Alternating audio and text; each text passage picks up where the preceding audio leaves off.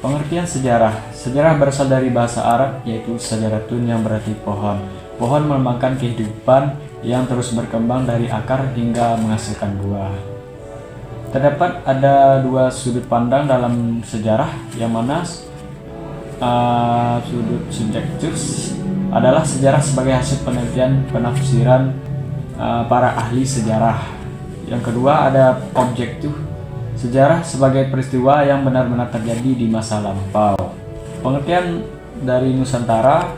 Sebelum Indonesia merdeka pada tanggal 17 Agustus 1945, wilayah kepulauan ini dikenal dengan nama Nusantara. Kata Nusantara berasal dari bahasa Jawa kuno, Nusa yang berarti pulau, Antara yang berarti hubungan atau keterkaitan. Ada beberapa bangsa memiliki sebutan berbeda terhadap wilayah Nusantara, yang mana Tiongkok menyebut Nanhai atau Kepulauan Laut Selatan, sedangkan India menyebut Dwit Bantara, Arab menyebut dengan nama Jazair Al-Jawi, sedangkan Jepang menyebut Tu Indo atau Hindia Timur.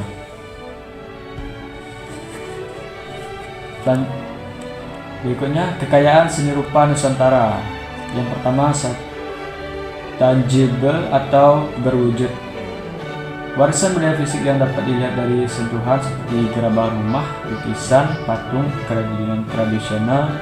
Yang kedua, intangible atau tak berwujud.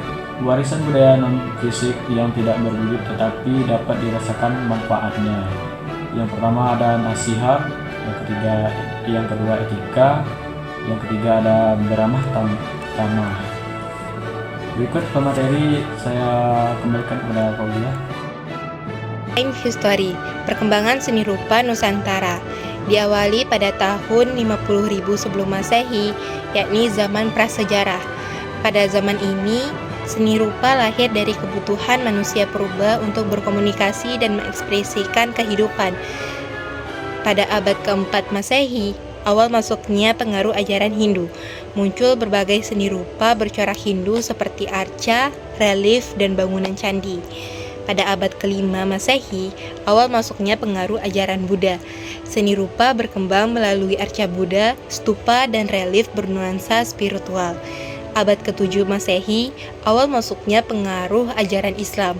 Seni rupa Islam berkembang dengan kaligrafi, ornamen geometris, dan ragam hias tanpa figur makhluk hidup. Abad ke-19 Masehi, era penirisan atau kolonial. Pengaruh budaya barat semakin kuat melalui pemerintahan kolonial Belanda. Abad ke-19 20, Moi India atau Hindia Molek. Aliran seni lukis yang menggambarkan keindahan alam dan kehidupan masyarakat pribumi. Tahun 1938 sampai 1942, Persagi atau Persatuan Ahli Gambar Indonesia, yakni organisasi seniman pertama di Indonesia yang menjadi cikal bakal perkembangan seni modern.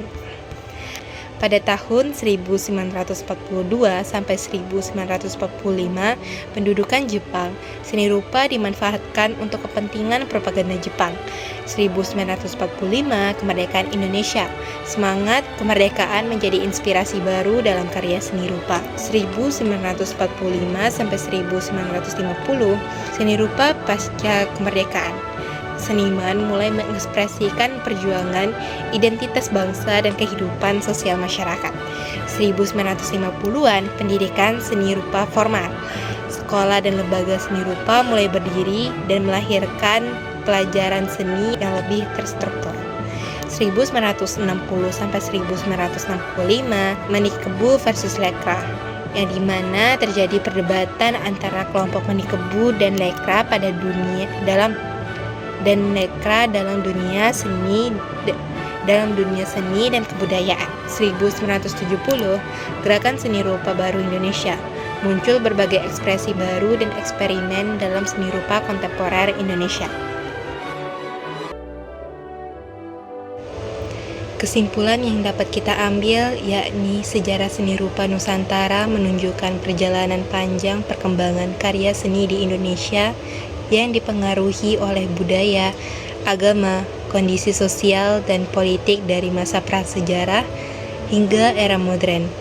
beragam warisan budaya, baik yang berwujud maupun tidak berwujud, menjadi bukti kekayaan Nusantara yang terus berkembang dan mencerminkan identitas serta perjalanan bangsa Indonesia dari masa ke masa. Mohon maaf jika ada kesalahan atau kekurangan dalam penyampaian materi yang kami sampaikan. Sejatinya kesempurnaan hanya milik Allah semata. Wabillahi taufiq wal hidayah. Wassalamualaikum warahmatullahi wabarakatuh.